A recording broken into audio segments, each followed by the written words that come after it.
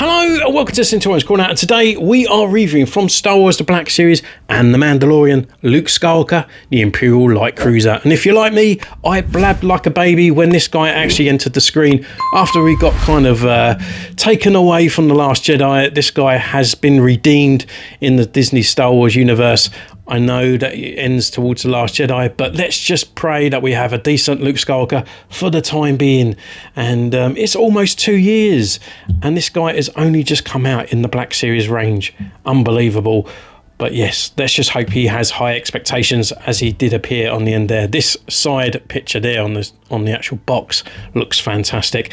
I really do like the pictures on the front here. I kind of wish they were just a little bit more enlarged and a little bit more upright, and I think it would look really, really cool. It just looks a little bit too small in there, especially where we don't see the full figure as it is, which is a shame. So looking on the side here, we've got Luke Skywalker looking all mean and menacing there on that side. On the back, we've got that picture once again, but the full figure. He's number 30 in the Mandalorian franchise, and then we have a small little bio up there for the figure itself. On the side, we just got another rendering saying that he was 5'7", so he was a little bit short for a stormtrooper, I guess, and with his lightsaber. So I guess without further ado, let's crack this bad boy open.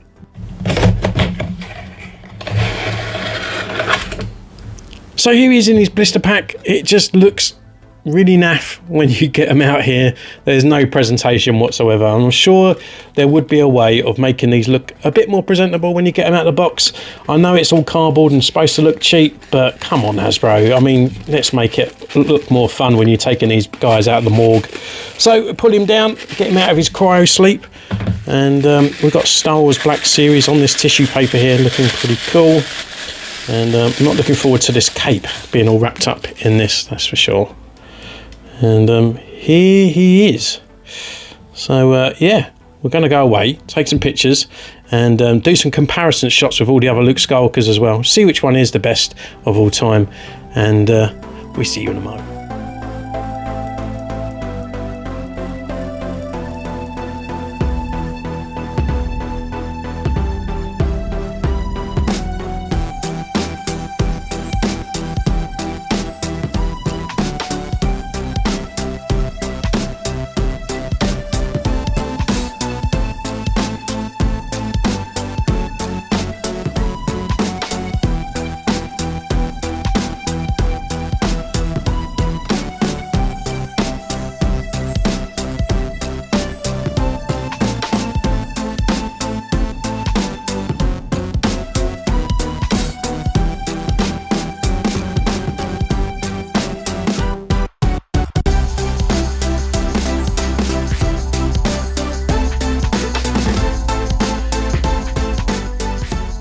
So welcome back. We've been away, we have taken these pictures, and what can I say about this figure right from the outset? Well, it's really fantastic from Hasbro that they have gave us a brand new sculpt. We've got pinless joints and whatnot for a Luke Skywalker figure.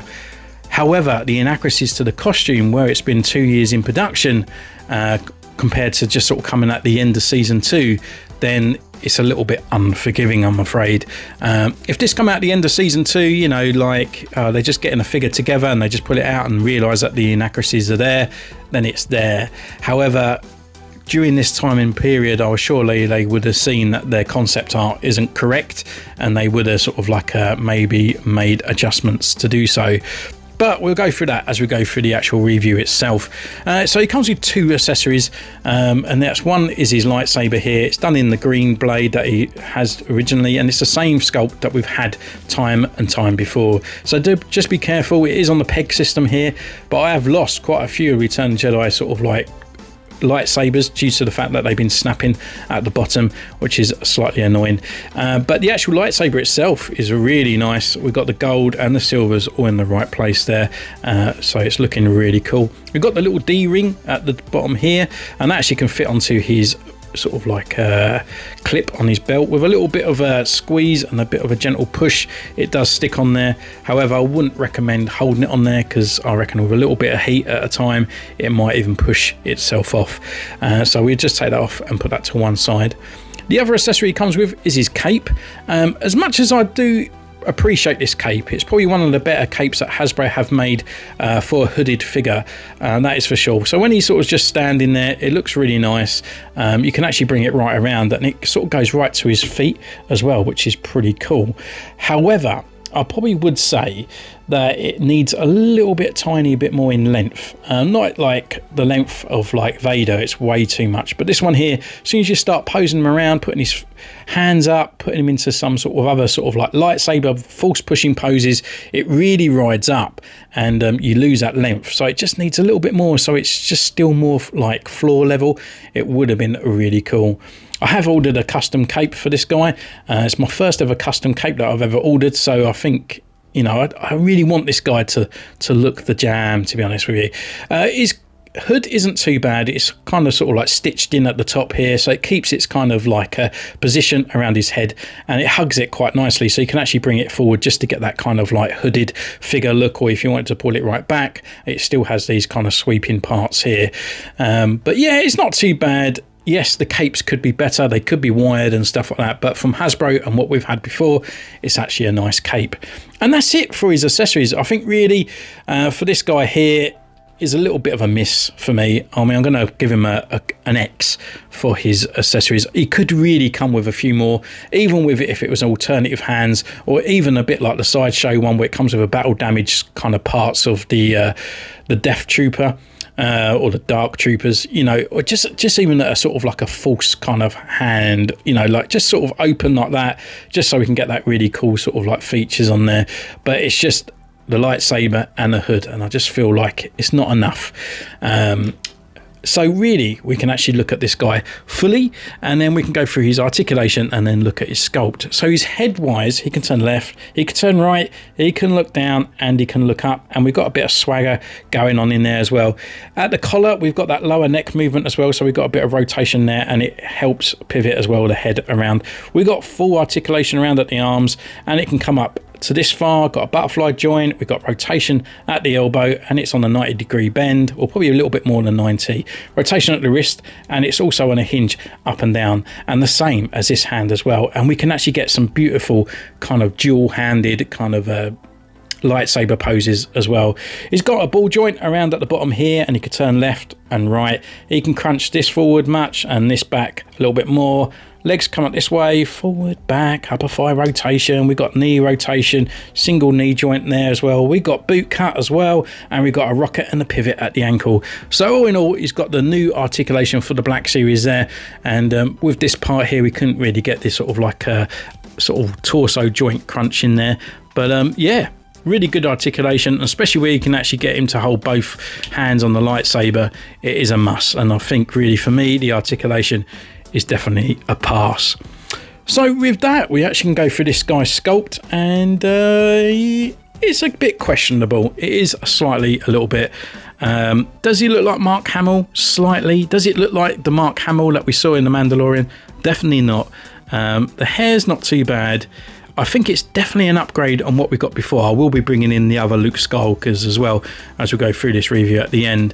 The actual sort of like sculpt of the robe is quite nice, and it's broken up compared to the Return Jedi one, so we can actually get that articulation in there. It's not all fully one piece. We've actually got the belt around on the outside, and it's all painted really nicely with all the rivets and the buckles and all that all painted really well. Coming down to the actual boots as well, it's just all in black, and we've got a kind of a nice little subtle but leather effect over those boots as well, which is pretty cool. He's got the black hand and all on his glove and stuff as well. But the inaccuracies to the actual outfit. So for Luke, I think a lot of people thought this was Luke, you know, how he looked like at Return of the Jedi when he was talking to Jabba the Hutt. But his actual top was slightly a little bit different. It was actually more of a traditional Jedi. It was actually more of these type robes. His sleeves weren't as baggy, but these parts here actually filled part of that, and he actually had more robes coming across at this point here. So he actually had more of a Jedi kind of gi rather than this original Return of the Jedi look, so which is really unfortunate. I was kind of thinking maybe buying another one of these and making my own custom Luke, but I do think this guy is probably a little bit too bulky for Luke, unfortunately. But with that, we can actually bring him over. Oh, actually, let's look underneath here. Just underneath on here, you can actually see a little subtle kind of like his shirt, like he had before, where like it kind of split down when he's going against Vader. It's not as potent as before, but it is definitely there and going around. So they kind of did originally kind of sculpt it on that figure. So in all, what can I give this figure? I really want to give him a gold. I really do think he's deserving of it, but because of the lack of accessories and the lack of inaccuracies, it's more like it's a cool Luke figure, and that's why he's getting a silver badge. I really think if it weren't Luke, I think I'll be giving it a bronze, because I think they could have done better, way better here.